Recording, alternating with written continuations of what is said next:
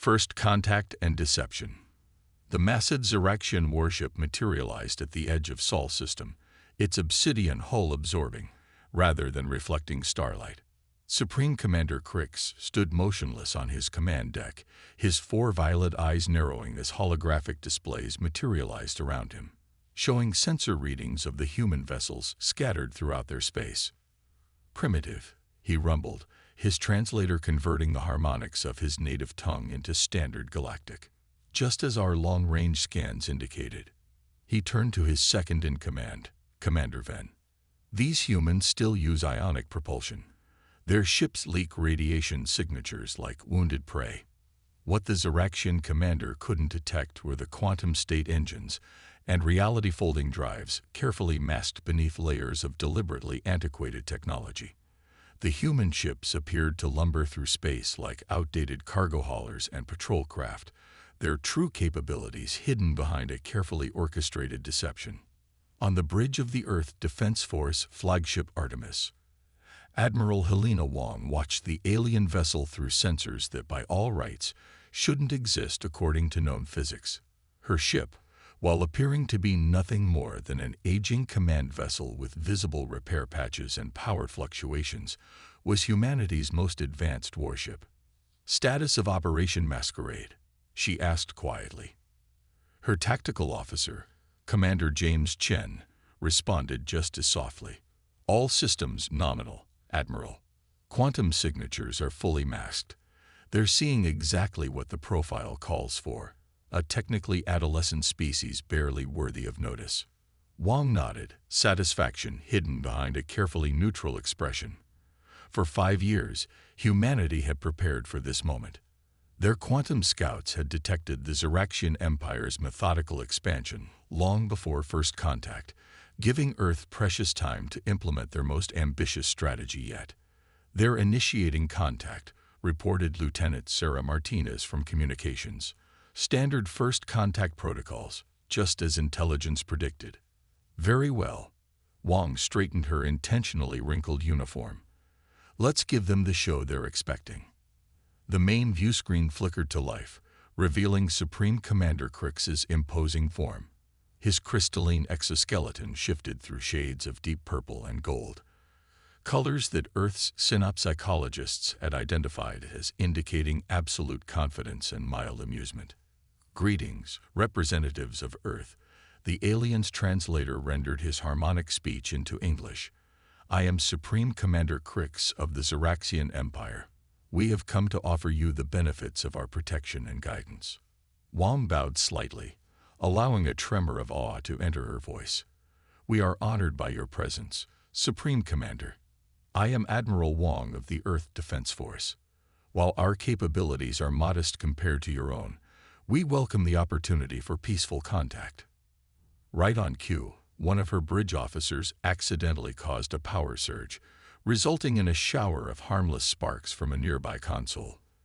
The Xeraxian commander's upper eyes flickered in what their intelligence suggested was barely suppressed derision. "Indeed," Crix responded. "Our preliminary scans indicate your technology is developing. But fear not. The Xeraxian Empire is generous with those who accept our leadership. Throughout the solar system, humanity's true fleet waited in pocket dimensions of folded spacetime, their quantum-linked weapons powered down but ready. Advanced sensor arrays and defense platforms lay hidden beneath the facade of crude satellites and clumsy defense stations. We would be grateful for any assistance you might offer," Wong replied, watching as more Xeraxian ships emerged from fold space. Their formation was exactly what Earth's tactical AI had predicted, the standard pattern used by an empire that had grown overconfident through countless one-sided first contact scenarios. "Excellent." Crix's translator rendered his harmonics. "We will begin a survey of your system. Please provide us with all relevant data regarding your defensive capabilities and resource distribution." "Of course, Supreme Commander. We have nothing to hide." As Wong's crew transmitted carefully crafted false data to the Xeraxian fleet, she allowed herself a small smile. The game had begun, and humanity's greatest weapon was already working perfectly, the enemy's absolute certainty in their own superiority. The following days saw a carefully choreographed dance throughout the solar system. Zyrexian survey ships moved methodically through Earth's territory, their crews meticulously documenting what they believed to be humanity's painfully obvious technological limitations. In the hidden control center beneath Lunar Base Alpha, Captain Maya Rodriguez stood watching through quantum-shielded sensors as another Zyrexian scout passed overhead. The base's visible surface was a deliberate collection of crude dome structures and outdated solar arrays. Below ground, a network of advanced manufacturing facilities continued producing the weapons and ships that would soon be needed. Another scanning pass, her sensor officer reported. They're focusing on our primitive fusion reactors again. Rodriguez smiled. Let them look. How are the holographic crews performing? Perfect synchronization. The surface crews' simulated mistakes and inefficiencies are exactly what they expect to see. The deception extended beyond mere technology. Earth's diplomatic corps played their part to perfection, presenting a carefully crafted image of a species eager to learn from their superior visitors. During a tour of Earth's most advanced research facility, in reality, an elaborate stage set, Dr. Sarah Chen masterfully demonstrated humanity's supposed limitations. This is our premier particle accelerator, she explained to a group of Zyrexian scientists, gesturing to a deliberately inefficient device. We hope to achieve sustainable antimatter production within the next decade. The Zyrexian scientists exchanged looks of barely concealed superiority. They failed to notice the quantum sensors hidden throughout the facility, analyzing their every reaction and recording their every word. In her hidden command center deep beneath the Martian surface, Colonel Jackson watched the diplomatic dance with growing anticipation. The massive holographic display before her showed the positions of every Zyrexian vessel in the system, each one surrounded by tactical data streams only visible to human quantum-enhanced sensors. They're following the exact patrol patterns our AI predicted, her tactical officer noted. Their overconfidence makes them predictable. Jackson nodded. How many ships have they committed to the system so far? 317, Colonel. Mostly lighter vessels, survey ships, diplomatic escorts, and a handful of what they consider heavy cruisers. Their main battle fleet is still holding position at the edge of the Kuiper Belt. And our assets. All strike routes report ready. Quantum weapon synchronization is at 99.97% efficiency. The new reality folding drives are performing better than expected in simulations. The moment Admiral Wong gives the order, we can have our entire fleet deployed through their formation before they even register our presence. The web of deception extended to Earth's civilian sector as well. Carefully vetted ships carry out their seemingly mundane business, their crews trained to project an image of technological incompetence. When a Zyrexian patrol intercepted a malfunctioning mining vessel near Saturn's rings, they found exactly what they expected. A struggling crew using outdated equipment to extract basic resources. What they didn't find was the quantum transmission node hidden within the ship's crystalline structure, part of a vast network that allowed Earth's true fleet to maintain instant communication across the entire solar system. On Venus, the scene of apparent primitive terraforming efforts concealed mankind's most ambitious project yet. While Zyrexian observers watched humans struggle with basic atmospheric processors, deep beneath the planet's surface, engineers completed work on the quantum singularity drive, a weapon that could literally tear reality apart. Final calibrations complete, Project Director Dr. Marcus Wong reported to Admiral Wong. If it comes to that, we can deploy the device with zero temporal delay. The Zyrexians won't know what hit them. The Admiral's expression remained carefully neutral. Let's hope it doesn't come to that. Continue monitoring their fleet movements. The moment they commit their main battle group to the system, we move to Phase 2. Throughout the solar system, humanity's forces maintain their elaborate charade while preparing for the inevitable confrontation. The Zyrexians, convinced of their absolute superiority, continued to draw their net tighter around Earth, never realizing they were the ones being ensnared.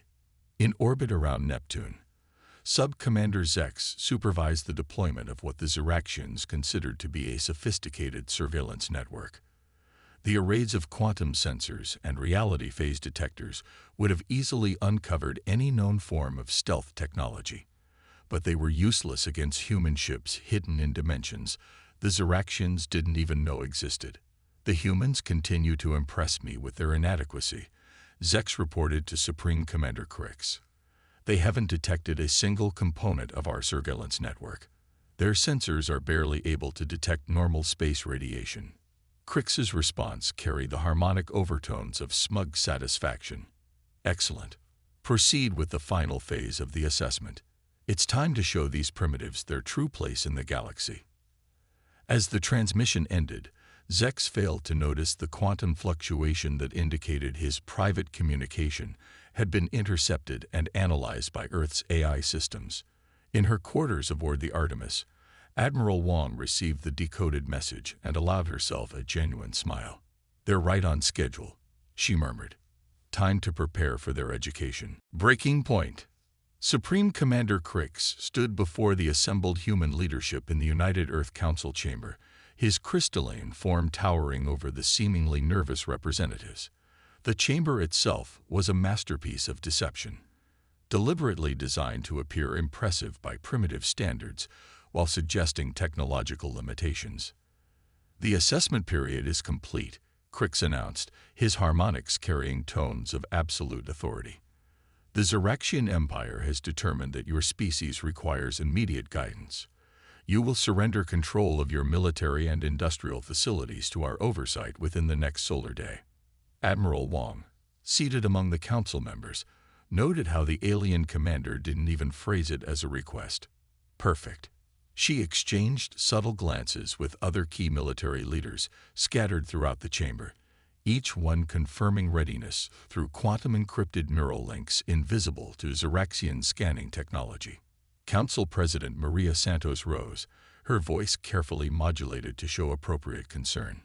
"Supreme Commander, surely such a rapid transition would be problematic. Our people may not understand." "Understanding is not required," Crix interrupted. "Only compliance. We have observed your technological capabilities extensively.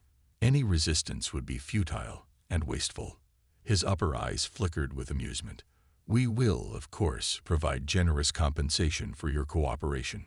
In orbit above Earth, the Ziraxian main battle fleet had finally committed fully to the system. 700 capital ships arranged in their standard dominance formation, a display of overwhelming force meant to ensure peaceful submission. Aboard the Artemis, Commander Chen monitored the quantum feeds from Earth's hidden sensor network. "They've positioned themselves exactly as predicted, Admiral. Their arrogance makes them surprisingly reliable." Through quantum entanglement communications, Strike Group Omega reported ready from their pocket dimension near Mars. Colonel Jackson's voice came through with perfect clarity. All ships showing green across the board. Reality folding drives spooled and synchronized, waiting for your command. Back in the council chamber, Crix continued his speech, detailing how the Ziraxian Empire would elevate humanity through careful supervision and restricted access to approved technologies. President Santos maintained her facade of diplomatic concern, while Admiral Wong silently counted down in her head. Furthermore, Crix declared, "All human military personnel will be immediately." "I'm afraid that won't be possible." "Supreme Commander," Wong interrupted, standing slowly. Around the chamber, other military leaders did the same. "Humanity rejects your generous offer." Crix's crystalline form shifted to deep purple, a sign of anger tinged with dismissal. "You have no choice in the matter. Our fleet controls your orbital space. Your primitive weapons cannot." "Colonel Jackson," Wong spoke clearly into what appeared to be a simple ceremonial medallion. "Execute Phase 3. The space around Earth suddenly rippled as reality itself seemed to fold.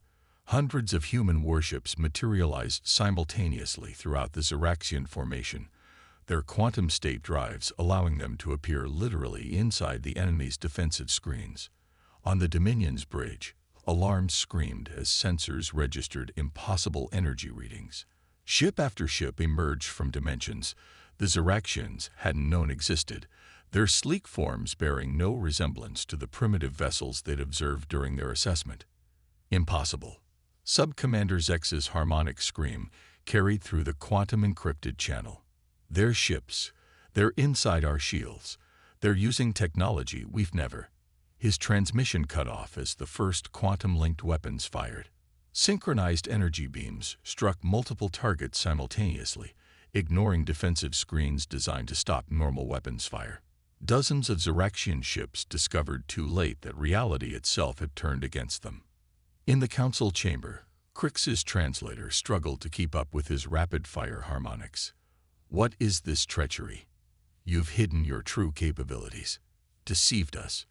Yes, Wang replied simply, allowing her carefully maintained mask of submission to fall away. We learned of your empire's expansion long ago.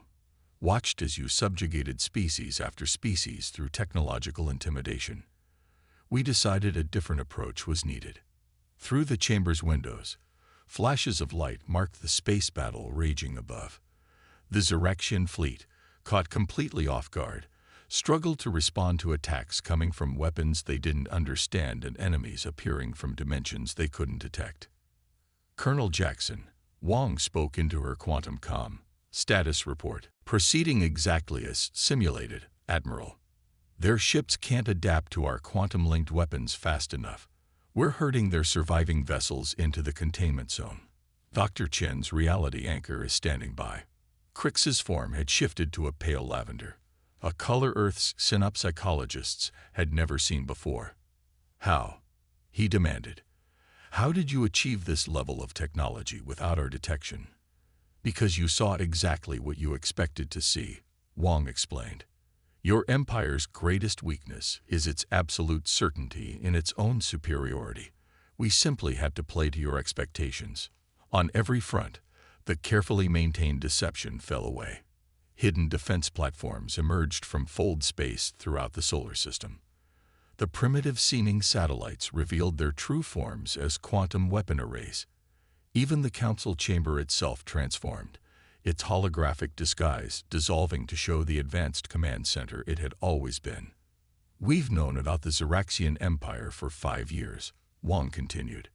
Every ship you encountered, every facility you inspected, every transmission you intercepted was part of an elaborate performance. While you documented our supposed primitive technology, our real fleet and weapons were being completed in dimensions your sensors couldn't penetrate. Through quantum feeds, reports flooded in from across the solar system. The Ziraxian fleet, despite its overwhelming numbers, found itself caught in the most sophisticated trap ever created. Ships attempting to retreat into fold space discovered their drives wouldn't respond. Dr. Chen's reality anchor had turned their own dimension against them. Your empire's practice of technological subjugation ends today, Wang declared. Humanity will not be added to your collection of servant species. The question now, Supreme Commander, is how many more of your people must die before you accept this reality. As if to emphasize her point, another series of quantum-linked strikes illuminated the space above Earth.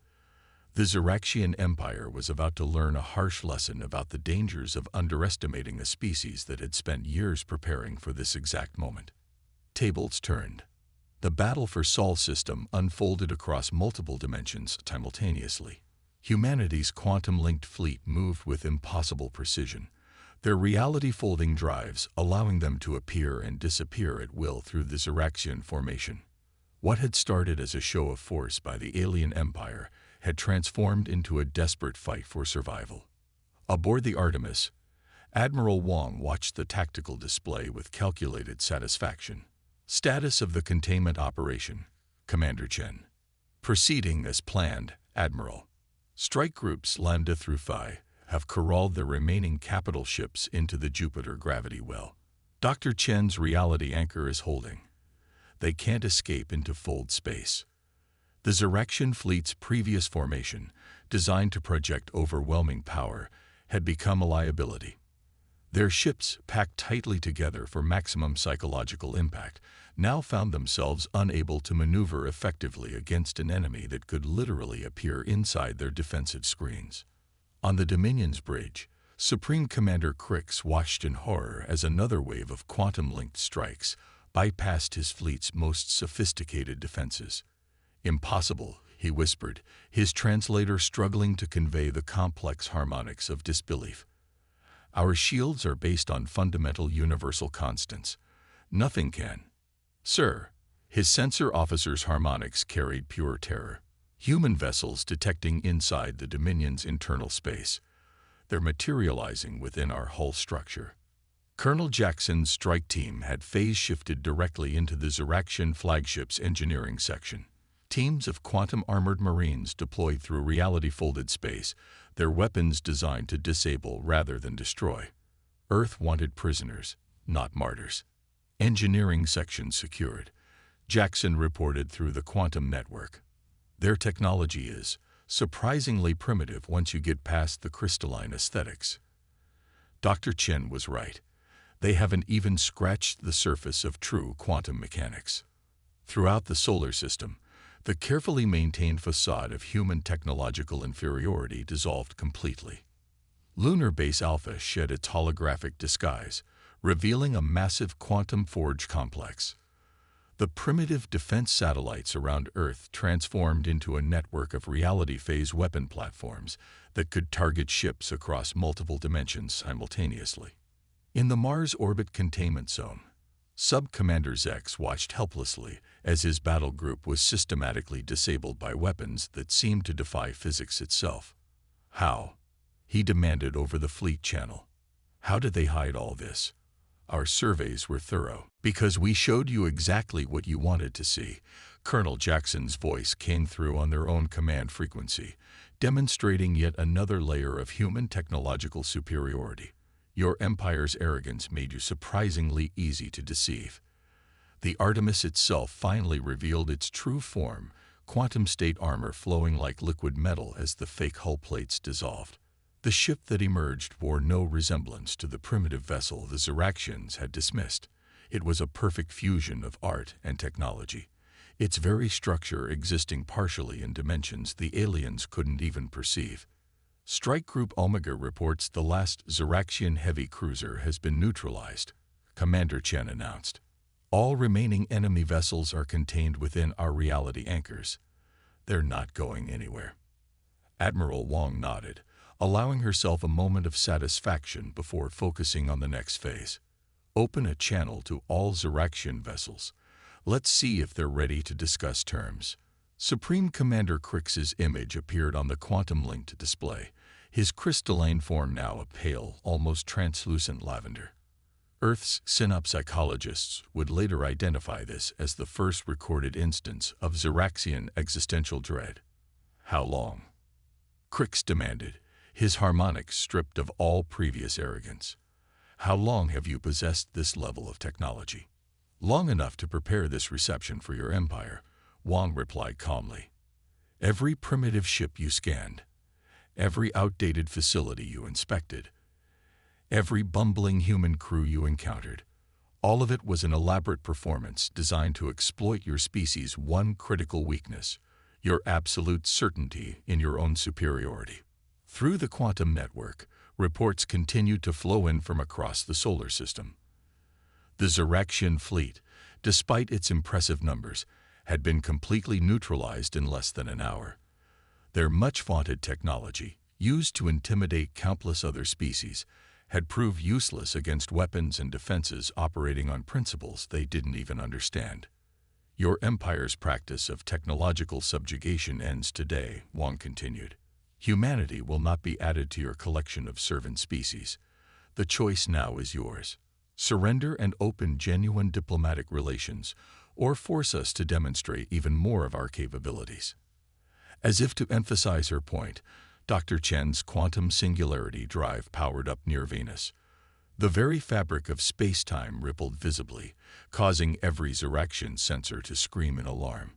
Their most advanced scientific instruments couldn't even begin to analyze what they were detecting. "This is only a fraction of what we can do," Wong explained. "Your Empire has encountered many species, Supreme Commander, but you've never faced one that had time to prepare for you. We've spent years developing weapons and defenses specifically designed to counter your technology.